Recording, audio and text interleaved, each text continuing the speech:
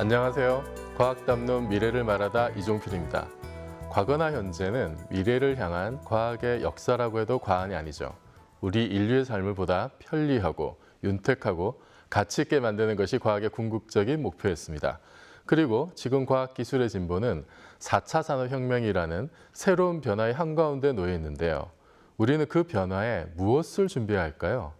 4차 산업혁명 시대 과학기술 정책에 대해 이야기를 나눠보겠습니다. 자, 오늘 자리를 함께해 주신 분들 소개해드리겠습니다. 먼저 과학기술정보통신부 이진규 제1차관님 자리에 모셨습니다. 안녕하세요. 예. 네. 그리고 한양대학교 대학원 과학기술정책과 김상성 교수님도 함께하셨습니다. 안녕하세요. 안녕하세요. 네. 자, 먼저 우리 이진규 차관님, 새 정부 출범하고 나서 과학기술정보통신부가 출범한 지도 이제 1년이 지났는데 1년 소요를 한번 간단하게 소개해 주시죠. 벌써 이렇게 1년이라는 세월이 흘려버렸습니다.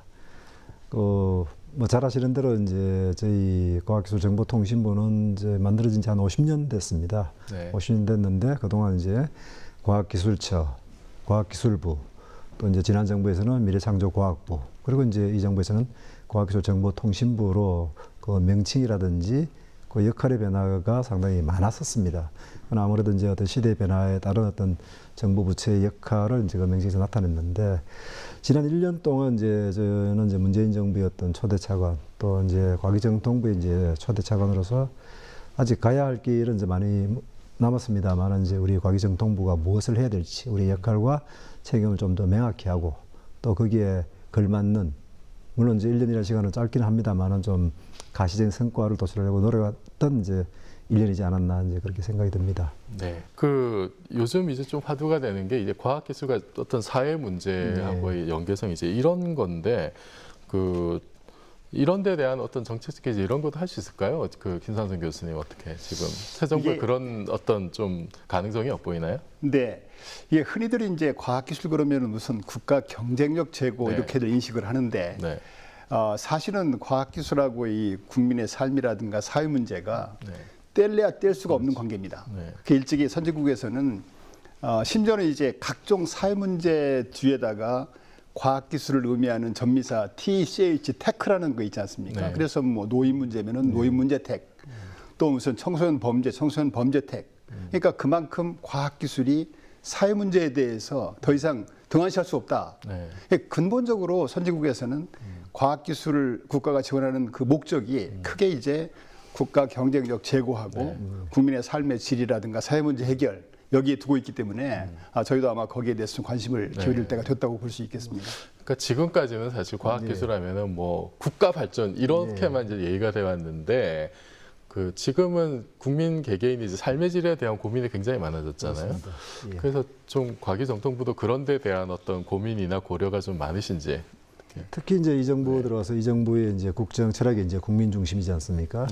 저희 뭐 국민 중심은 뭐 국정 철학에서도 그렇긴 합니다만은 또 김상현 교수님께서도 이제 과학기술을 이제 국가가 진흥하고 투자하는 여러 이유 중에 또 큰 이유 중에 하나가 이제 어떤 국민의 어떤 삶의 질로 관계되는 이제 그런 것에 대해서 이제 하자는 것도 큰 이유 중에 하나입니다.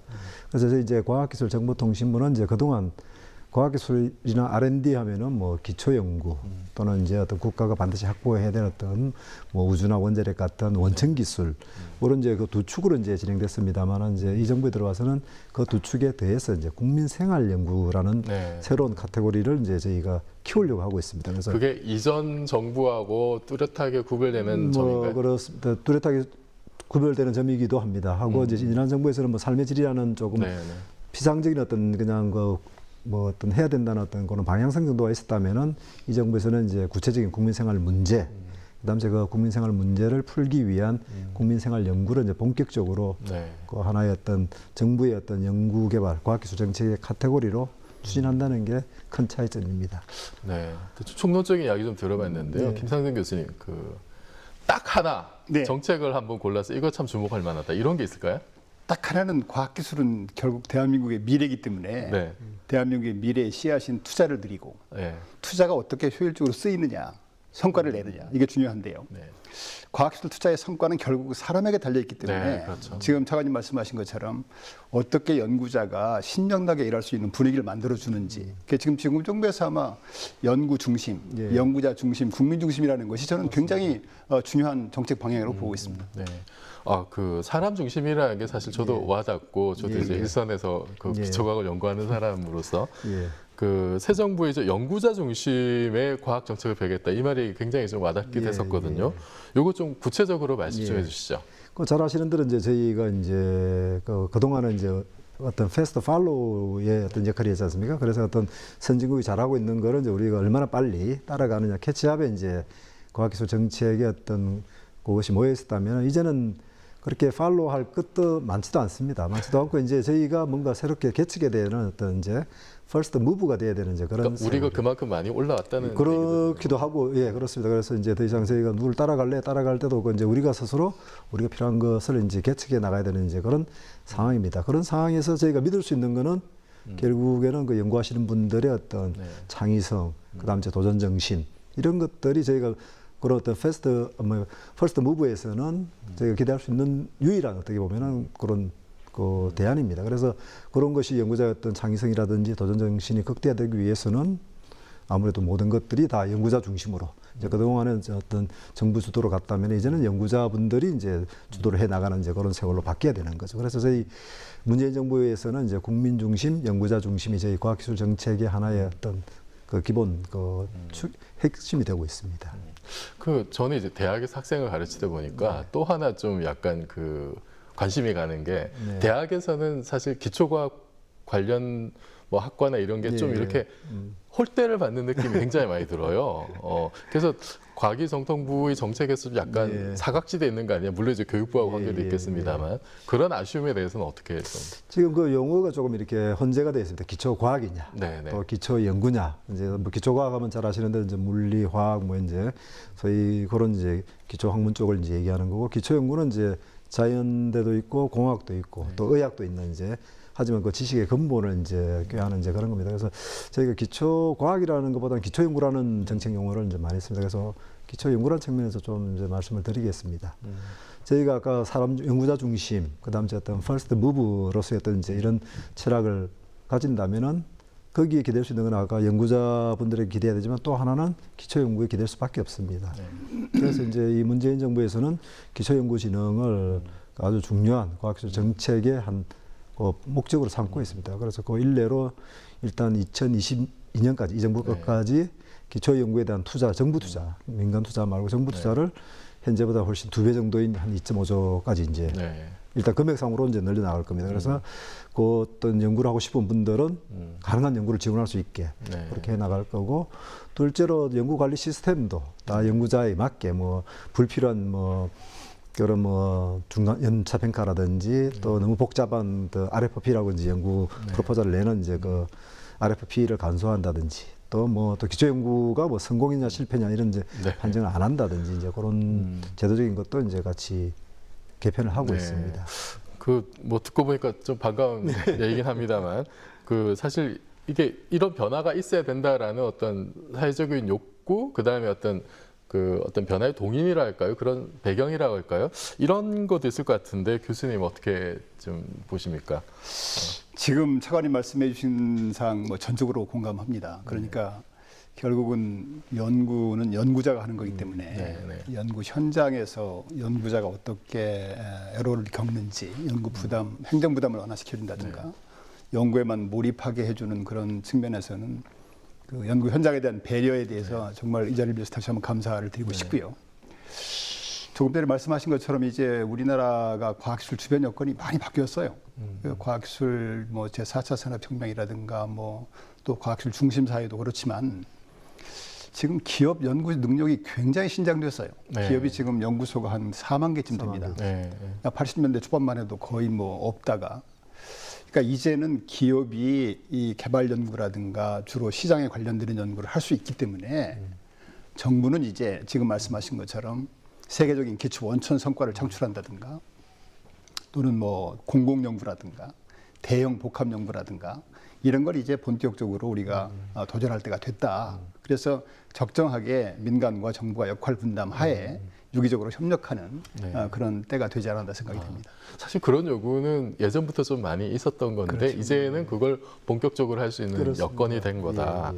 이제 지금까지 과학기술이 어떤 뭐 국가 경제 발전을 위한 수단, 도구 이제 이렇게 인식된 면이 많고 그래서 헌법에도 이제 그 127조 2강 이제 논란이 많은 그거를 개정하자는 얘기들이 사실 과학계 현장에서 많이 나왔거든요. 근데 뭐 최근에 그 청와대 개헌안 보면 이제 거기에 대한 조정도 들어가 있는데 교수님 보시기엔 어떻습니까? 이게 지금 그러니까 과학기술 자체를 바라보는 우리 어떤 사회 전반적인 인식이 그런 뭐 헌법 조문에까지 영향을 준 정도로 좀 바뀌어야 되는 거 아니냐 이런 흐름이 있는 것 같은데 평가를 좀 해주신다면요. 한마디로 말씀드리면 우리가 그만큼 과학기술이 발전했다 이렇게 볼 수가 있습니다. 우리나라가 이제 국가 연구 개발 사업이 시작된 게 얼마 안 됐습니다. 1982년에 국가 R&D라는 것이 처음에 시작됐는데요. 그 당시에 이제 연구비가 불과 한 130억 정도밖에 안 됐거든요. 그러니까 당시만 해도 과학기술이 뭐 삶의 질이라든가 지금 말씀하신 그 제조 경쟁력 외에도 할 일이 많았지만은 우선 급한 게 경제 발전이었어요. 우선 급하니까. 그러니까 뭐 반도체라든가 컴퓨터라든가 무슨 정밀화학이라든가 이런 쪽에 주로 치중을 할 수밖에 없었고. 그러나 지금은 아까 말씀드린 것처럼 이제 우리나라 지금 연구비 규모도 벌써 금년에 19조 6천억 원이거든요. 국가 R&D 전체 예산의 한 4.6% 정도 됐고요. 또 기업이나 대학도 지금 연구 수준이 굉장히 올라와 있고. 그래서 이제는 우리도 과학기술이 본래의 목적인 국민의 과학 생활이라든가 안전이라든가 모든 면에서 다 신경을 쓸 때가 되지 않았나 이렇게 볼 수가 있을 것 같습니다. 그런 의미에서 아마 헌법에도 그런 정신을 반영을 하고 이런 시기적으로 도래하지 않았나 생각을 합니다. 전 그 정부나 청와대 안이 꼭 좀 그렇게 관철이 됐으면 좋겠다는 말씀 드리면서요. 지금 사실 가장 큰 그 사회 문제 현안 중에 하나가 이제 미세먼지 문제인데 우리 차관님 이게 뭔가 대책이 있으신가요? 저희가 그래서 이제 아까 말씀드린 대로 이제 그 과학기술 기반의 어떤 이제 국민생활 연구하기 위해서 저희가 이제 작년에 그 국가 전략 프로젝트로 이제 그 미세먼지 사업단이 이제 키스트에 발족이 됐습니다. 그래서 작년부터 이제 연구를 이제 해서 범부처적으로 이제 연구를 하고 있습니다. 해서 그 미세먼지에 대해서 이제 발생이라든지 그다음 이제 그 어떻게 한반도로 유입되는지 또 그걸 저감하려면 어떻게 해야 되는 건지 또 이거는 미세먼지가 많은 상황에서 국민의 어떤 안전이나 이런 건 어떻게 보호할 것인지 이런 다양한 분야에 대해서 이제 그 범부처적으로 그 사업단이 이제 R&D를 지금 진행을 하고 있습니다. 물론 이제 한제 1년 지나서 아직 뭐 명확한 미세먼지를 당장 해결할 수 있는지 그런 답은 안 나왔습니다만은 그렇다 하더라도 지금 1년밖에 안 지났습니다만은 그 미세먼지에 대해서 어떤 뭐 항공기 촬영 기술이라든지 또 그 모 지역의 그 발전소에서 나오는 이제 그 미세먼지를 한 30% 정도 저비용으로 이제 절감할 수 있는 기술에 대해서는 이제 실证연구까지 들어가는 정도로 지금 그 속도를 내고 있습니다. 그래서 조만간 국민들께서 체감할 수 있는 수준까지 그 미세먼지 사업단이 어떤 과학적인 해결책을 내도록 그렇게 노력을 하겠습니다. 네. 그래서 앞으로 좀 기대가 큰데요. 그래서 준비한 게 있습니다. 시민들이 바라는 과학기술. 과연 어떤 목소리들이 있을지 잠시 들어보겠습니다.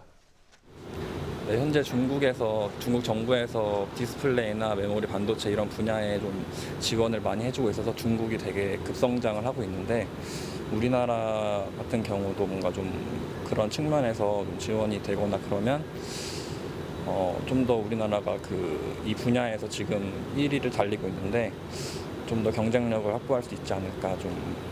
정책은 계속 일자리 정책이든 뭐든 내놓는 건 좋은데 정말 그 당사자들에게 실 도움이 되는 게 허상이 아니라 정말 실질적으로 이거는 맞다라고 할 수 있는 좀 구체적인 대안을 좀 내줬으면 좋겠어요.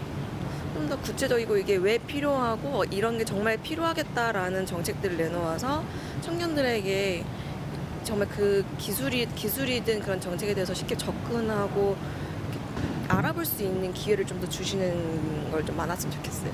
학부 과정을 마치고 이제 취업 전선에 많이 뛰어드는데 이제 그래서 석사나 이제 박사 과정 이렇게 지원하는 사람이 되게 적어요. 그래서 이제 그쪽으로 이제 장려하는 프로그램을 좀 더 이제 많은 사람들이 알 수 있게 좀 더 접근하기 쉽게 그런 정보들을 그런 식으로 지원을 많이 해주셨으면 좋겠어요.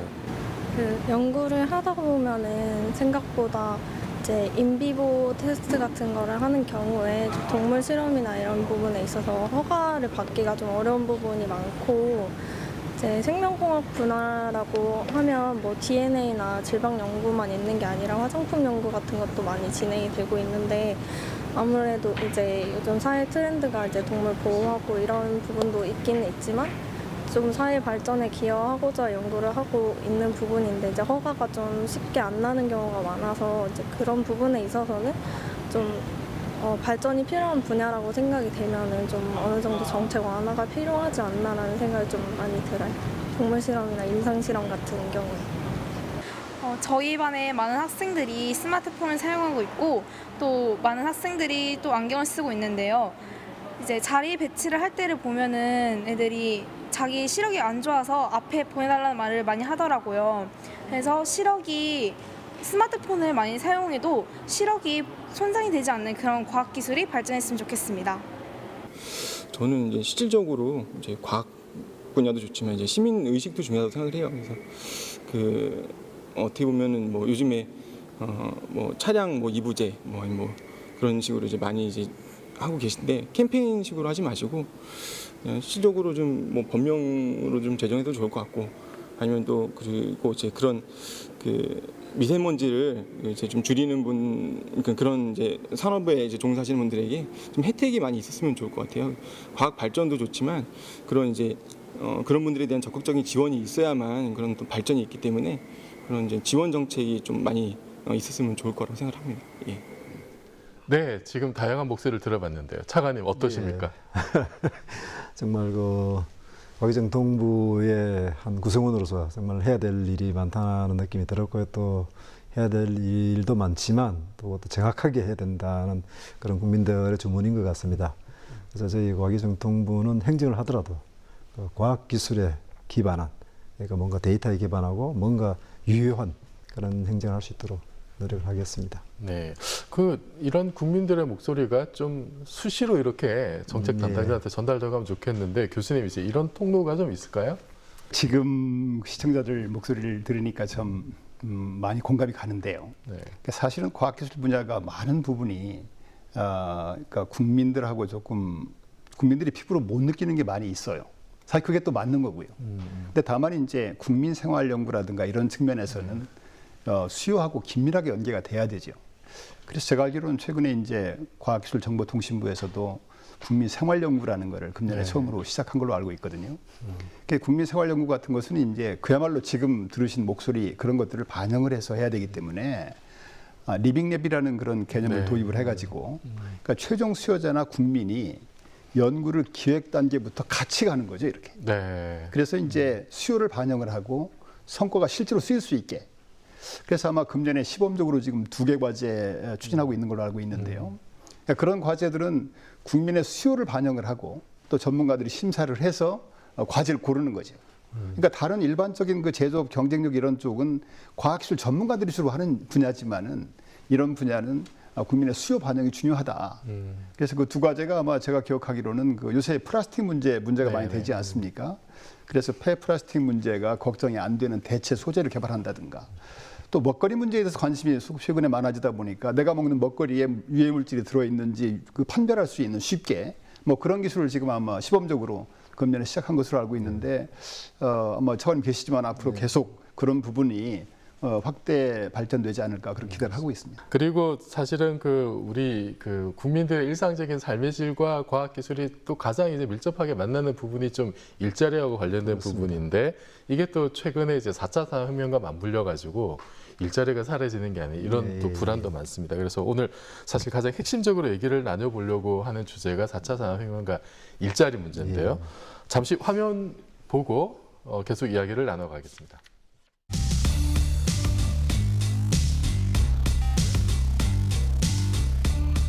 인공지능과 사물 인터넷 등 정보통신기술 융합 시대를 맞아 미래의 일자리에도 변화가 찾아올 전망입니다. 지난 5월에는 미국의 한 대형 로펌이 세계 최초로 인공지능 로봇 변호사를 채용한 가운데 법조계 역시 인공지능을 주목하고 있습니다.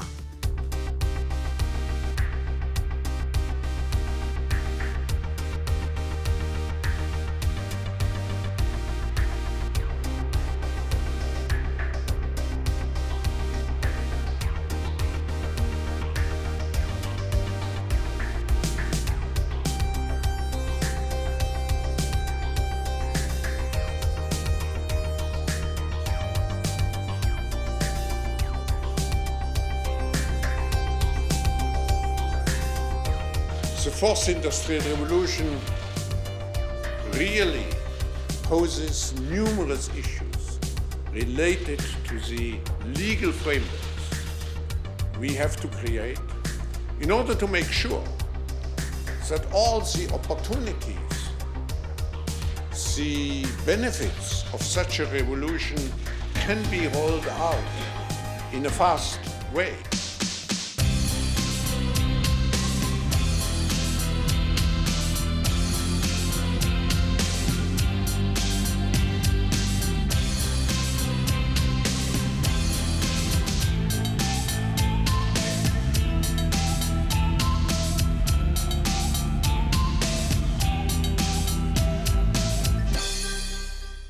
네, 차관님. 예. 일자리 창출은 새 정부의 가장 중요한 국정 과제 중에 하나인데요. 이게 그 과기정통부에서는 어떻게 이제 준비를 하고 있는지, 이게 과학기술하고 어떤 그 관련이 있는지 말씀해 주시죠. 저희 과기정통부에서는 이제 과학기술 기반 고급 일자리 창출을 이제 일단 목표로 해서 이제 그 일자리 정책을 이제 추진을 하고 있습니다. 그러니까 과학기술 기반의 이제 일자리 정책은 한 3가지 측면에서 이제 의미가 있는 것 같습니다.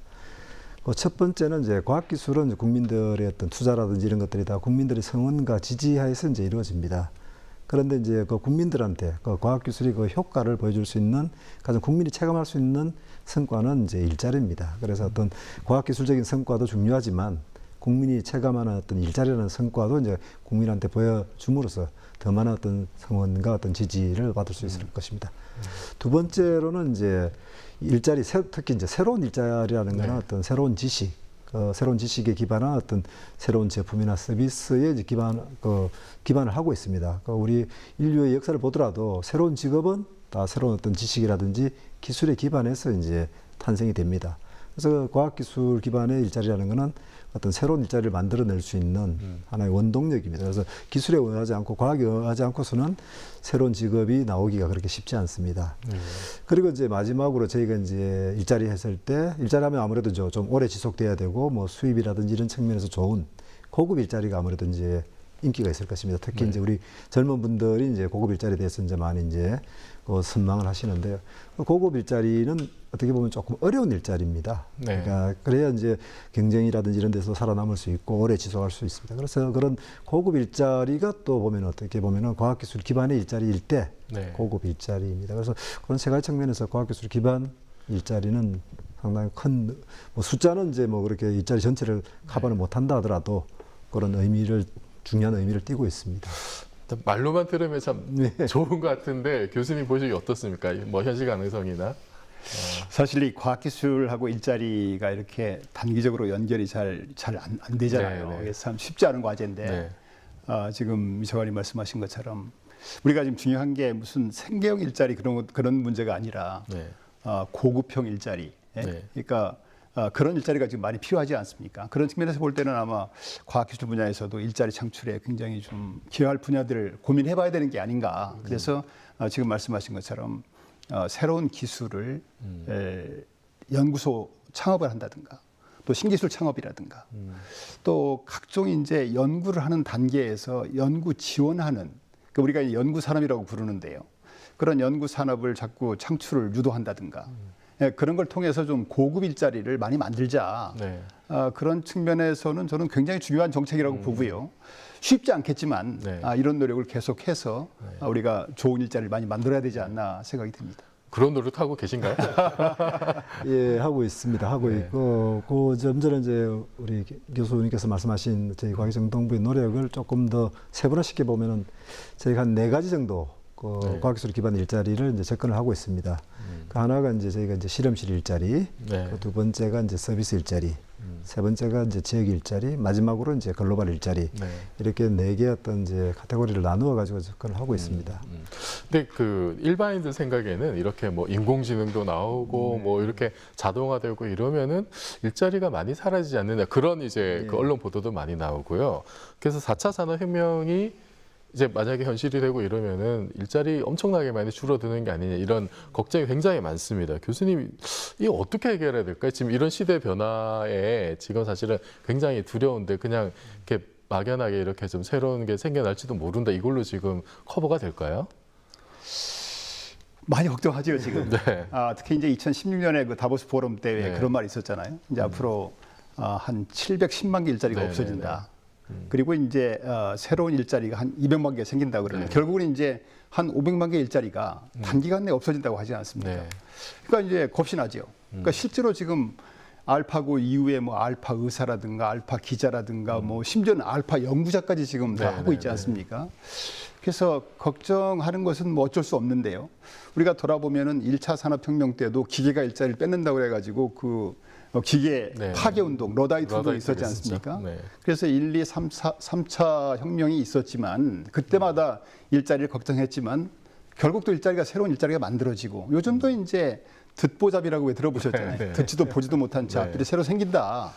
그래서 그거를 그렇게 두려워할 게 아니라 어차피 그런다고 해서 피할 수 없는 거잖아요. 그러니까 피할 수 없으면 즐기라는 말도 있듯이 우리가 적극적으로 받아들이고 대응하는 방안을 찾는 게 중요하지 않을까 그렇게 생각을 합니다. 네. 그리고 새로운 일자리 만드는 것도 이제 중요한데 과학기술계 보면은 그 비정규직도 굉장히 많고요. 근데 이게 좀 쉽지가 않은 게 예를 들어서 포스닥 같은 포지션은 이거는 또 어쩔 수 없는 또 비정규직 자리인데 뭐 이런 특수한 직종에 대한 어떤 이해가 부족해가지고 사실은 이렇게 혼란도 좀 있었던 걸로 제가 알고 있거든요. 그래서 이런 부분 어떻게 생각하시는지 이제 비정규직 문제라든지 이제 굉장히 특수한 어떤 포지션의 문제라든지. 저희가 이제 아까 일자리 창출도 이제 대단히 중요합니다. 그래서 아까 이제 일자리가 이제 4차 산업혁명 시대 일자리 뭐 말씀하셨습니다만은 조금 더 부연 설명 좀 드리면 일자리는 사라진다기보다는 일자리는 배내가는 겁니다. 새로운 일자리를 배내가는 거고 그렇게 해서 한쪽으로는 일자리를 만들어내야 되는 것이 이제 중요합니다만은 또 한쪽으로서는 그 일자리의 어떤 질 문제가 이제 또 중요한 또 이제 이슈입니다. 그래서 저희가 어떤 비정규직의 정규직 전환이라든지 학생연구원의 어떤 권리 보호 같은 것들은 어떤 일자리의 질 측면에서 저희가 접근을 하고 있습니다. 그래서 이제 그 비정규직의 정규직 전환 같은 경우에는 이제 저희가 25개 이제 키스트 같은 출연 연구소가 있습니다. 그 연구소에서 그 상시적으로 그 같은 업무를 계속 해오는 이제 그런 비정규직은 이제 정규직으로 이제 전환을 지금 시키는 작업을 하고 있습니다. 그래서 한 2,500명 정도가 이제 이번에 그 정규직으로 전환될 겁니다. 그 이제 연구자 중심의 정책을 편다는 게 굉장히 가슴이 와닿긴 했는데, 근데 이제 좀 안타까운 거는 이런 게 있어요. 그 연구자의 어떤 라이프 사이클 전체에 대한 고민이 과연 있을까? 이런 아쉬움이 좀 있거든요. 그런 고민 좀 하시는지. 그 연구의 어떤 뭐라고 해야 되나, 그 세계로 들어오신 분들은 그래도 지금 현재로는 좀 지원이 좀 있는 편입니다. 근데 약간 조금 상대적으로 적은 부분이 이제 젊은 연구자, 청년 과학기술인 그 층이 조금 약합니다. 그래서 문재인 정부에서는 이제 그 젊은 과학자, 청년 과학기술인의 어떤 그 연구의 세계라든지 어떤 과학기술 세계의 진입을 좀 더 도와줄 수 있는 정책을 좀 강조해서 지금 추진을 하고 있습니다. 그래서 뭐 생애 첫 연구라든지 뭐 최초 실험실이라든지 그런 사업들을 저희가 지금 하고 있습니다. 교수님, 그 이런 정책들이 성공하려면 여러 가지 뭐 사회적 제도적인 뒷받침이 있어야 될 것 같은데 혹시 좀 필요한 게 있을까요? 정부 정책이 다 그렇지만 저는 그 일관성, 지속성 이게 참 중요한 것 같아요. 그래서 한번 정책이 이렇게 좋은 정책을 만들어졌다가도 또 뭐 사람이 바뀐다든가 뭐 정권이 바뀐다든가 해서 딱 바꾼다든가 이런 것이 아니라 지속적으로 일관되게 추진하는 것들이 저는 중요하다고 보고요. 두 번째는 이 과학기술이라는 것이 그 여야가 없어야 돼요. 그래서 맞습니다. 과학기술은 대표적으로 초당적으로 지원해야 된다. 대한민국의 미래 얘기인데 그런 측면을 좀 말씀드리고 싶고요. 그 외에 이제 일자리 관련해서 조금 말씀드리고 싶은 사항이 있다면은 이제 앞으로 직업이 자꾸 없어지잖아요. 그럼 이 일을 잃지 않습니까? 그런 어떤 실직자에 대한 전직 교육이라든가 사회 안전망 구축하는 문제가 중요하고요. 아시다시피 지금 저희가 작년도에 합계 출산율이 지금 1.05%잖아요. 이제 일자리 사람이 없어서 걱정이잖아요. 지금 맞습니다. 그런 문제도 많이 고민을 해야 되고 조금 전에 말씀하신 것처럼 미래 주역이 되어야 될 아이들이 수학이나 과학을 어렵다고 피하는 뭐 수포자, 과포자가 있다든가 이런 데에 대한 어떤 대응 문제라든가 이런 것들을 좀 차분히 대응해 나가야 되는 게 아닌가 생각을 합니다. 자, 그리고 일자리 창출과 더불어서 이제 현 정부의 가장 중요한 또 목표 중에 하나가 혁신 성장인데요. 이거 관련해서 며칠 전에 그 과기정통부에서 혁신 성장 농력 시행 계획 13개 분야 발표를 하고 뭐 여러 가지 좋은 계획들 나왔는데 사실 아까 말씀하셨듯이 정부와 민간의 적절한 역할 분담이 되게 중요할 것 같은데 지금 이제 며칠 전에 나온 계획도 보면 너무 이제 정부 주도로 알파부터 오메가까지 다 하려고 하는 게 아니냐 이런 좀 시각도 있거든요. 거기에 대해서는 어떻게 생각하시는지? 그렇게 보지는 않습니다. 그러니까 모든 분야가 심지어는 이제 지금 세계 최선두에 있는 반도체나 이런 분야조차도 정부가 할 일이 있고 민간이 할 일이 있습니다. 네. 그러니까 예전에는 이제 우리가 민간이 여력이 없을 때는 개발이나 니어 마켓 연구를 주로 했지만 이제는 민간이 준비할 수 없는 연구, 기초 원천 연구를 미리 준비하는 연구는 또 정부가 해야 되니까요. 그래서 많은 분야가 문제가 아니라 분야 내에서의 역할 분담이 저는 오히려 중요하지 않습니까? 분야 내에서 역할 분담이 중요하다. 네. 차관님, 과기정통부에서 적극적으로 밀고 있는 이런 분야가 있을까요? 예, 뭐 저희 이제 과기정통부는 이제 잘 아시는 대로 이제 과학기술과 ICT가 이제 어떻게 보면은 저희가 하고 있는 두 가지 이제 큰 영역입니다.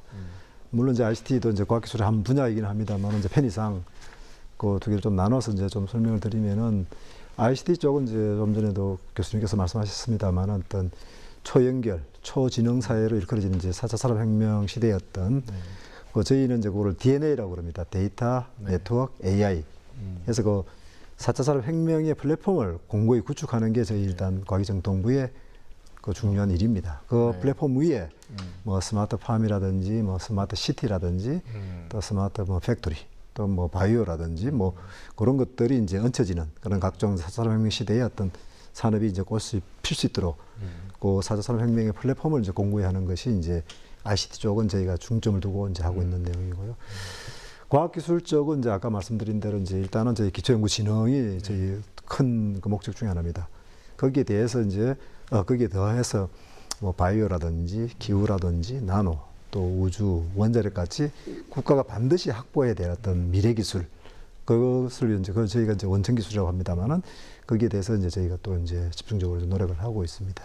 근데 이제 현장에 있는 입장에서는 이게 정부가 너무 이제 그 원천 기술, 이렇게 그냥 돈을 벌 수 있는 로열티를 받을 수 있는 이런 데만 관심 있는 게 아니냐. 그거가 전혀 상관없는 기초과학 분야도 있잖아요. 뭐 예를 들면 이제 뭐 최근에 화제가 됐던 뭐 중력파 검출이라든지 아니면은 뭐 이제 뭐 우주 탐색하는 거라든지 이런 거는 그런 거하고 전혀 상관없지만 또 그 자체로 중요한 건데 거기에 대한 고민은 좀 있으신지? 그래서 아까 저희 2.5조까지 늘리겠다고 하는 고민이 바로 그런 분야를 지원하겠다는 겁니다. 그래서 이것이 현재로는 뭐 아주 뭐 경제적인 목적이라든지 이런 거하고는 상당히 좀 거리가 있어 보입니다만은 그 과학기술 그 자체로 가치가 있는 이제 거기에 대해서는 정부가 꾸준히 이제 투자를 할 예정입니다. 그래서 뭐 저희가 어떤 과학 비즈니스 벨트의 어떤 중요한 가속기라든지 이런 것들은 말 그대로 이제 연구를 위한 어떤 하나의 대규모 투자지 않습니까?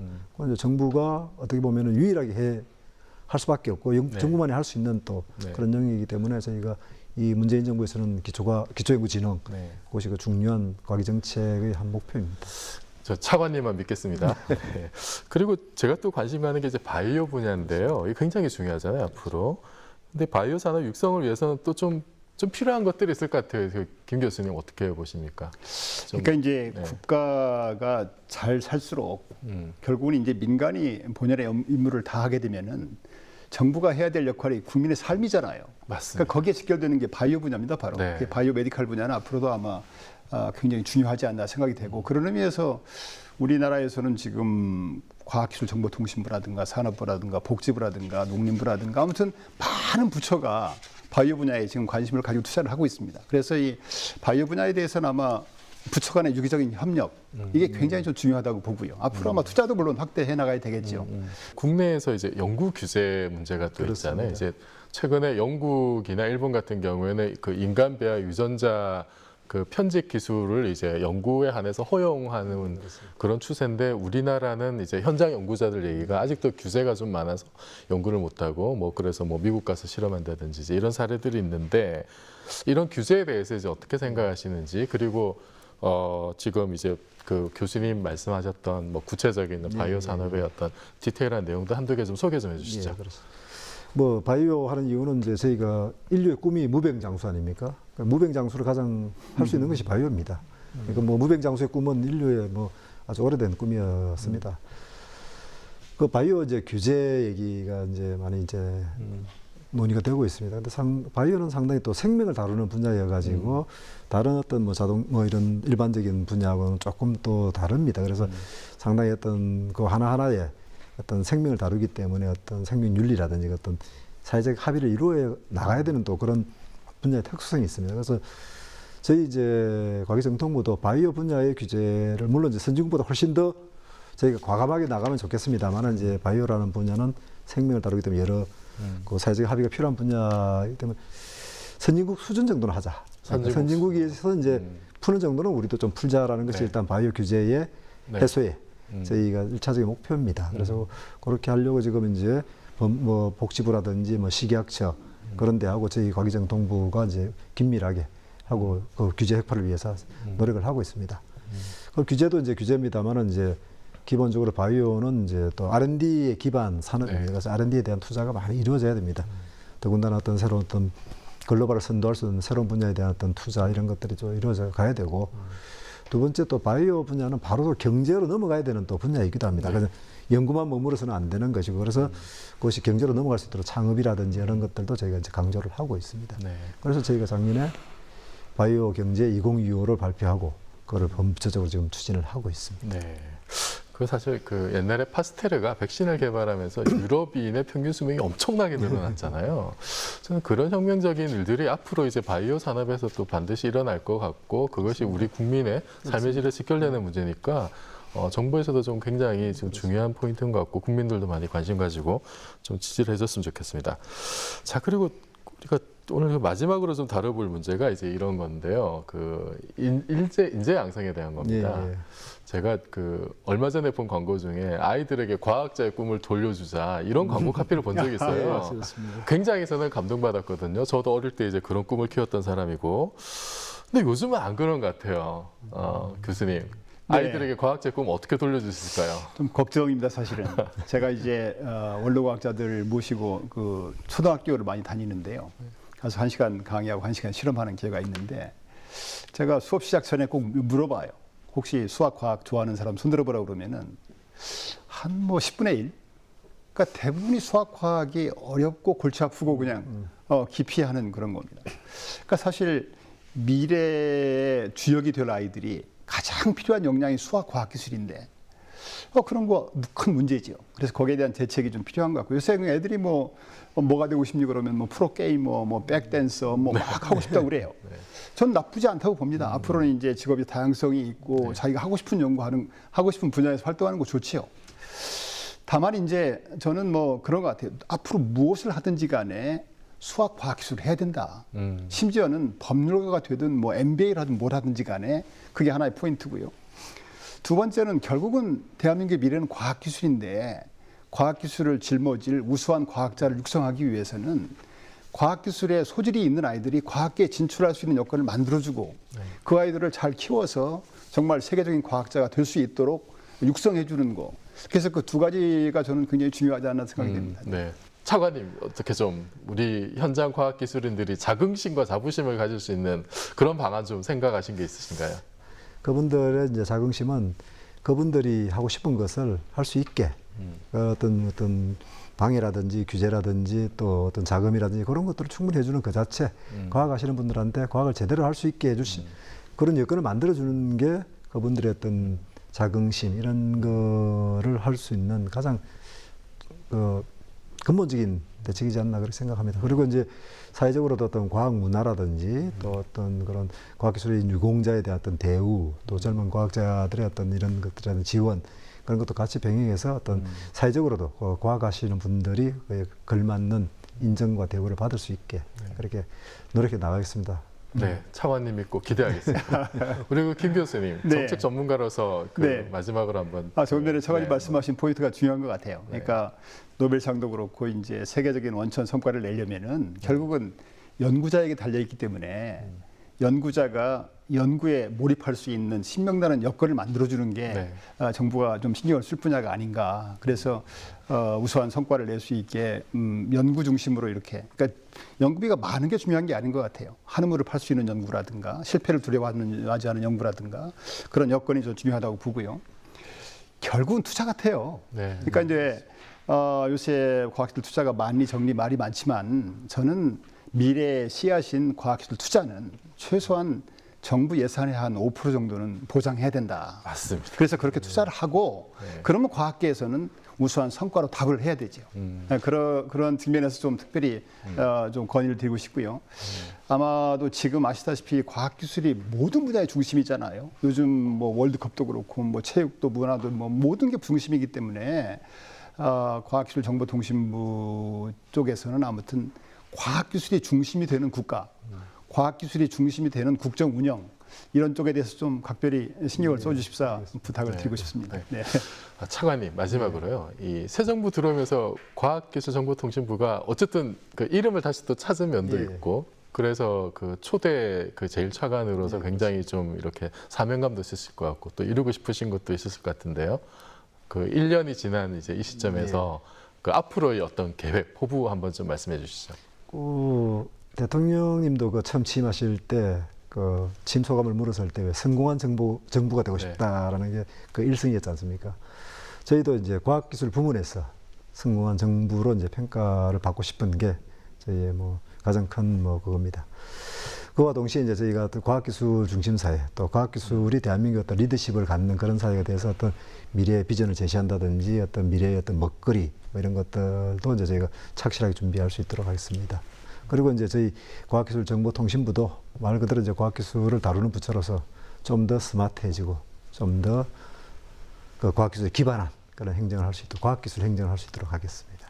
네, 고맙습니다. 오늘 두 분 함께해 주셔서 정말 고맙습니다. 감사합니다.